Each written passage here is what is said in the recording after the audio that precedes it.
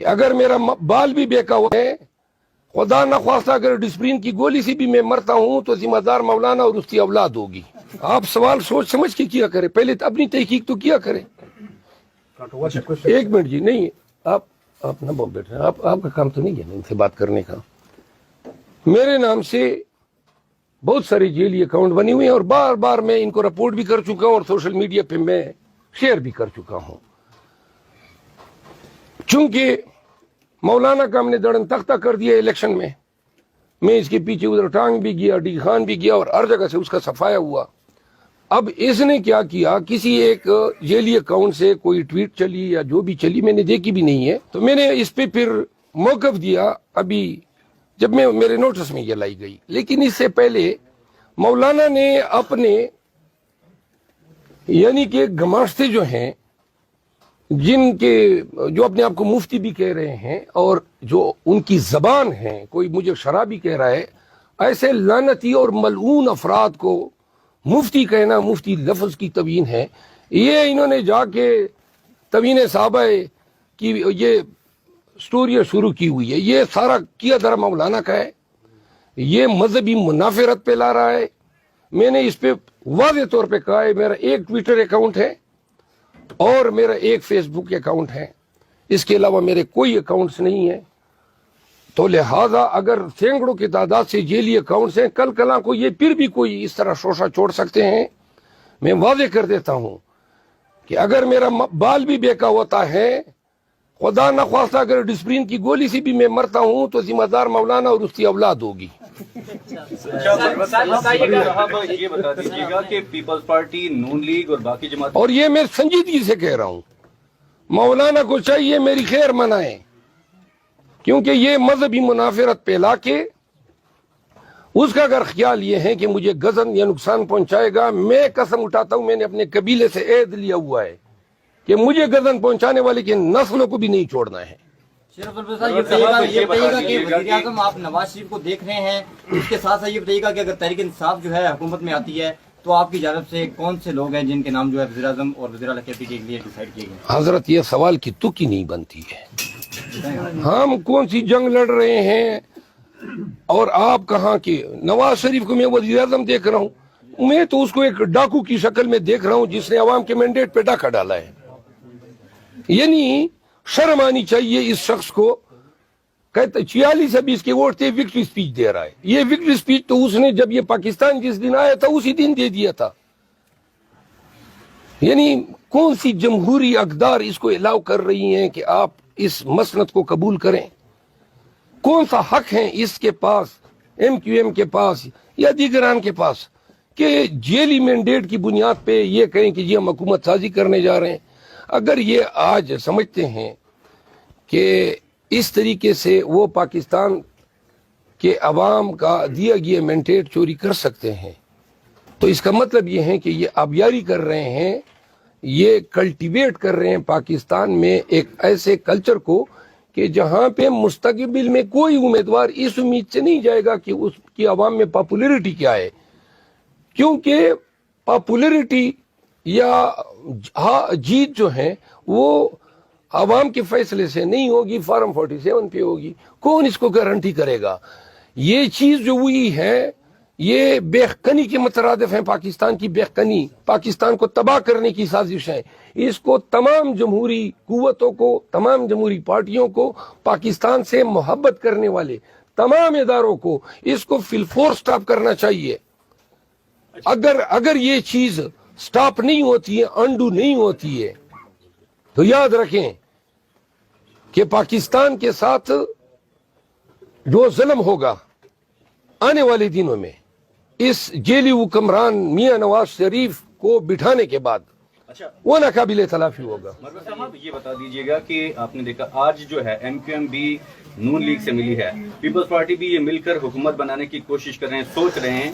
تو جبکہ P T I کی جانب سے آپ یہ کہہ رہے ہیں کہ تقریباً جو ہے 101 سیٹیں مل گئی، کنفرم سیٹیں ہیں، تو آپ کو کیا لگتا ہے کہ کتنا ٹائم لگے گا کہ آپ کو یہ باقی جو سیٹیں ہیں ریورس ہوں گی، آپ کو مل جائیں گی، اور کتنا ٹائم لگے گا، اور آئین میں کتنا ٹائم ہے کہ اس کے بعد تک یہ حکومت بن سکتی ہے؟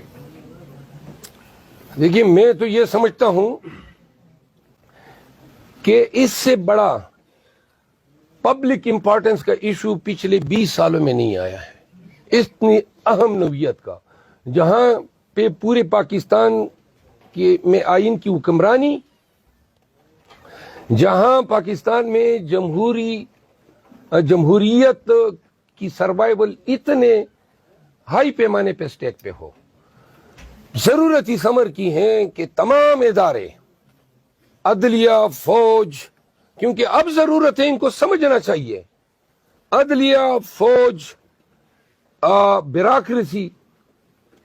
یہ سب مل کے پاکستان کے انٹرسٹ میں ایک کمیشن بٹھا دیں، 3 دن کا کام ہے، اس کمیشن کو تفویض کر دیں کہ جی آپ جانکاری کریں کون جیتے ہیں، سپریم کورٹ کے کسی بھی 2-3 ممبروں پہ مشتمل کسی کمیشن کو بٹھا دے، 3 دن میں پورے پاکستان کے اس ایشو کا حل نکل آئے گا، کیونکہ اس کے لیے اتنی ڈیپ جانے کی ضرورت ہی نہیں ہے، سارا میٹیریل، سارے شواہد، حقائق جو ہیں وہ اویلیبل ہیں۔ میں یہ سمجھتا ہوں کہ حل یہی ہے، اگر ہم نارمل عدالتی طریقے سے جائیں گے، میرا خیال ہے کہ یہ تب تک حکومت بنا چکی ہوں گے۔ اچھا، شرف مروت صاحب، پارلیمانی سیاست میں تو داخل ہونے پہ آپ کو مبارک ہو، لیکن دوسری طرف پارلیمانی سیاست کو کمزور کیا جا رہا ہے، جیسا کہ گزشتہ 2 سال سے باتیں ہو رہی تھی کہ ہینڈ پارلیمنٹ ہوگی اور حکومت بہت کمزور دی جائے گی، اور عمران خان سے بھی گزشتہ ہفتے جیل میں یہی بات ہوئی، انہوں نے کہا تھا کہ میں کمزور حکومت لینے کی بجائے اپوزیشن میں بیٹھوں گا لیکن پارلیمان کو کمزور نہیں ہونے دوں گا۔ تو ایسے میں آپ کو اگر کمزور حکومت ملتی ہے تو کیا کریں گے؟ کیونکہ 2018 کے بارے میں عمران خان نے اپنے بیان میں بھی، جیل میں بھی اور باہر بھی کہا ہے، باہر بھی، کہ مجھے اس وقت بھی مخلوط حکومت یا اتحادی حکومت، کمزور حکومت نہیں لینی چاہیے تھی۔ تو پارلیمان کو کے ادارے کو مضبوط کرنے کے لیے پھر آپ کا پلان کیا ہوگا؟ دیکھیے، حکومت دینا اور لینا آئین کے تحت عوام کا کام ہے۔ عوام نے تو ہمیں 185 کی سیٹیں یہاں پہ دی، صوبوں میں کے پی اور پنجاب میں وہ اوور ویلمنگ میجارٹی دی، ان کے ریزرو ملا کے ہماری تو 2/3 میجارٹی کی گورنمنٹ بن رہی ہے، 2/3 میجارٹی ہماری حکومت کس حوالے سے کمزور ہے؟ کمزور حکومت بنانا ایک پلان کا حصہ ہے، تاکہ حکومتیں، چاہے نواز شریف کی ہو، پی ٹی آئی کی ہو، کمزور ہو، تاکہ لوگ جو ہیں وہ جمہوری اقدار کو مضبوط نہ کر سکیں۔ ہماری حکومت تو کمزور نہیں ہے، ہماری حکومت، ہمیں ہماری حکومت دے دیں، ہماری اپنی سیٹیں دے دیں، ہم تو 2/3 میجارٹی کے ساتھ ہیں، سب کو واضح ہیں۔ اور یہ جو پوری دنیا چیخ رہی ہے اور کنڈیم کر رہی ہے، یہ کوئی گھاس نہیں کھاتے ہیں، ان کو پتہ ہے کہ پاکستان میں جمہوریت پہ اور قانون پہ شب خون مارا گیا ہے۔ سر یہ بتائیے گا کہ مسلم لیگ نون کی جانب سے سائبر وارفیئر بھی جاری ہے، اور انہوں نے یہ بھی مختلف افواہیں اور خبریں پھیلانا شروع کر دی ہیں کہ جو پی ٹی آئی کی حمایت یافتہ آزاد امیدوار ہیں وہ فلاں جماعت کے ساتھ شامل ہو گئے، ہمارے ساتھ شامل ہو گئے، اس کا کیسے مقابلہ کریں گے؟ دیکھیں، اگر ان کو یہ اچھا لگ رہا ہے یا کسی کو بھی اچھا لگ رہا ہے کہ ان حالات میں یہ سب کچھ کرنے کے بعد اب جو ہمارے امیدوار ہیں ان کو بھی توڑنا شروع کر دیں، اور یہ کوئی اخلاقی طور پہ کسی بھی اینگل سے کوئی درست کسی کو نظر آ رہا ہے تو توڑیں، ملک کو توڑ رہے ہیں تو یہ ہمارے امیدواروں کو پہلے نہیں توڑے ہیں، کتنے ایم سینیٹرز ہمارے اغوا ہوئے، مارا پیٹا، ان کو پارٹی چھوڑنے پہ مجبور کیا گیا۔ اب اگر یہ اور اس ڈرامے کو تسلسل دینا چاہتے ہیں، ان کو سمجھ رہے ہیں کہ اس میں کوئی خوبصورتی ہے، کوئی نکار ہے، ملک میں خوشحالی آ سکتی ہے، تو مارے ہمیں، توڑے ہمیں، مزید کیا رہ گیا اس ملک میں؟ مطلب ہم نے پارٹیوں کو مضبوط کرنا ہے۔ پی ٹی آئی نے کتنے مشکل حالات میں سب کچھ سہنے کے باوجود ہم نے کہا ہم الیکشن کرتے ہیں، ساری کوشش اس پہ تھی کہ ہم بائیکاٹ کریں، ہم نے الیکشن لڑا، کتنے نامساعد حالات میں لڑا، جب پھر بھی عوام نے ہمیں مینڈیٹ دیا، اب کہتے ہیں کہ نہیں وہ مینڈیٹ بھی آپ نہیں رکھ سکتے، اوپر سے اب یہ کہہ رہے ہیں کہ جی ہم چاہتے ہیں جتنے لوگ جانا چاہیں چلے جائیں۔ لیکن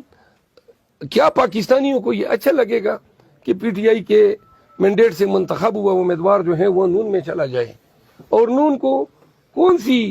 یعنی اس میں ان کی تزئین و آرائش ہوگی؟ کیا ان کو لوگ وقار سے دیکھیں گے اگر وہ یہ دیکھیں کہ ان حالات میں یہ اوپر سے یہ بھی کر رہے ہیں؟ فیصلہ آپ لوگوں پہ ہے۔ مروت صاحب یہ بتا دیجیے لاسٹ کوسچن کہ کیا کسی سیاسی جماعت کے ساتھ مل بیٹھ سکتے ہیں، کسی کے ساتھ حکومت سازی میں کوئی مذاکرات ہو سکتے ہیں؟ کیونکہ پیپلز پارٹی کے حوالے سے خبریں چل رہی ہیں کہ اندرون خانہ آصف زرداری کی جانب سے پی ٹی آئی سے کیے جا رہے ہیں کہ حکومت سازی مل کر کی جائے۔ دیکھیں، خان صاحب سے کل اجازت ملنے کے بعد تمام ہم